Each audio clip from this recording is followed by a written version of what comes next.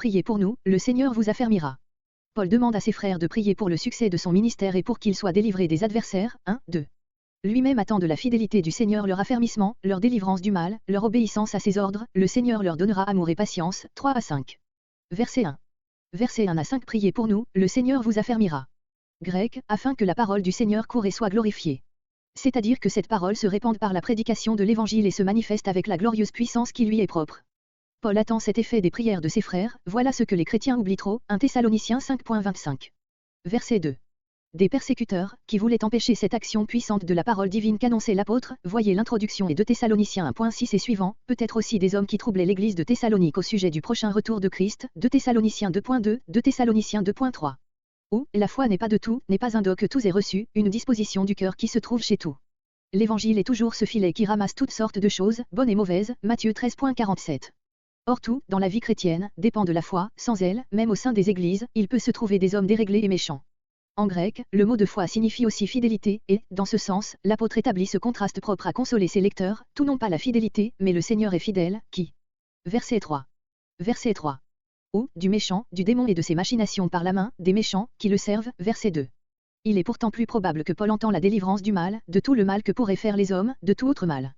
La confiance de l'apôtre est en harmonie avec la prière qu'il vient d'adresser à Dieu, 2 Thessaloniciens 2.16, 2 Thessaloniciens 2.17. Verset 5.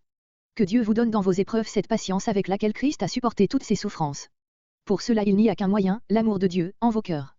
D'autres traduisent, l'attente patiente de Christ, et entendent par là l'attente de son retour. Cette pensée n'est pas dans le texte.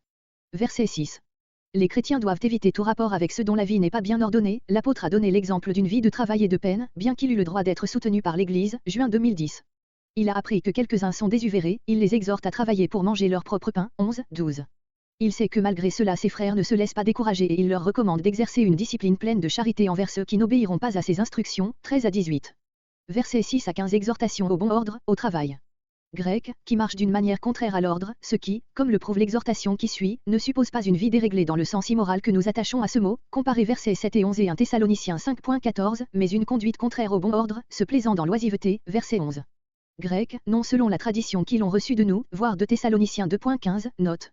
Ici, diverses variantes sans importance, qu'il a reçues, que vous avez reçues, qui l'ont reçue. Cette dernière est la plus autorisée.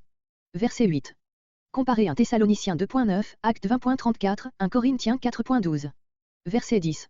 Proverbe usité chez les Juifs, expression de la loi universelle du travail, et par conséquent aussi, censure de ceux qui, à Thessalonique, mangeaient, sans travailler, le pain des autres. Verset 11. Il y a, en grec, un jeu de mots par lequel, au moyen d'une particule ajoutée, le verbe travailler se trouve signifier s'occuper de choses vaines, de recherches curieuses, inutiles. Paul a sans doute en vue de vaines questions religieuses, en particulier celles qui concernaient le retour prochain du Seigneur, 2 Thessaloniciens 2.1, 2 Thessaloniciens 2.2. Verset 12.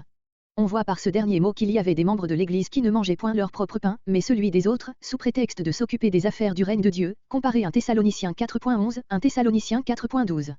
L'exemple de l'apôtre, qui l'oppose à une telle vie, versets 7 à 9, devait les couvrir de confusion, puisque lui, qui donnait ses journées à l'œuvre de son maître, employait une partie de ses nuits à travailler de ses mains afin de n'être à charge à aucun. La loi du travail est universelle pour l'homme, personne et le chrétien moins que tout autre, ne peut manger son pain avec une bonne conscience, s'il ne se soumet à cette loi, verset 10. Ce désordre tenait sans doute, en partie, à la surexcitation causée par le premier zèle de la conversion et surtout par l'attente du retour immédiat de Christ, 2 Thessaloniciens 2.2, voire l'introduction. Mais un tel état de choses, indépendamment de ses dangers pour la vie chrétienne, était propre à déshonorer l'Évangile aux yeux de ceux qui ne l'avaient point encore reçu. De là l'importance que l'apôtre attache à tout ramener à une vie bien ordonnée. Verset 13. L'apôtre, dans l'admirable sagesse qui lui est donnée, redoute tous les extrêmes, s'il en est qui abusent de la charité de leurs frères pour vivre dans l'oisiveté, ce n'est point une raison pour ceux-ci de se décourager dans leurs bienfaits. Il y aura toujours des chrétiens pauvres qui en seront dignes. Verset 15. Grec, si quelqu'un n'obéit point à notre parole par la lettre, signalez-le. Ce que quelques-uns, Luther, Calvin, Monsieur Rillet entre autres, ont traduit, signalez-le par la lettre, que vous nous écrirez, et ils pensent que Paul se réservait ainsi d'exercer lui-même cet acte de discipline. Gerlach aussi admet ce sens, qui n'est pourtant point probable. D'autres encore traduisent, signalez-le par cette lettre, c'est-à-dire par l'autorité qu'elle vous donnera sur lui, n'ayez plus de rapport avec lui, excluez-le. Cette interprétation aussi est forcée. Dans la pensée de Paul, sa parole et sa lettre sont une même chose. Ce qu'il avait dit au sujet du frère qui vit d'une manière déréglée, verset 6, se rapportait surtout aux communications personnelles avec lui. Maintenant, s'il n'obéit pas à l'exhortation de l'apôtre, il doit être publiquement signalé comme rebelle et exclu de toute communion avec l'Église, afin qu'il en ait de la confusion et, par là, qu'il rentre en lui-même. Néanmoins, de peur qu'il ne soit tout à fait découragé, l'apôtre veut que l'on unisse la charité à cet acte de sévérité, verset 15. C'est ici le premier exemple de discipline ecclésiastique dans l'Église primitive. Verset 16. Verset 16 à 18 vu que ces salutations. La sainte guerre que toute l'Église est appelée à faire au mal n'est point opposée à la paix, elle est au contraire le moyen de l'obtenir. Mais l'apôtre n'attend la vraie paix que de celui qui en est la source et qui l'aime, à cause de cela, a nommé le Seigneur de la paix, ou ailleurs, le Dieu de la paix, 1 Thessaloniciens 5.23, Hébreux 13.20. Verset 17. L'apôtre veut que ses lecteurs reconnaissent à son écriture l'authenticité de sa lettre, 1 Corinthiens 16.21, Colossiens 4.18. Il insiste sur cette remarque à cause de la lettre qu'on lui avait faussement attribuée, 2 Thessaloniciens 2.2. D'autres voient le signe donné par Paul, non seulement dans son écriture, mais aussi dans le vu apostolique, verset 18, qui termine toutes ses épîtres. L'une et l'autre pensée sont vraies. Verset 18.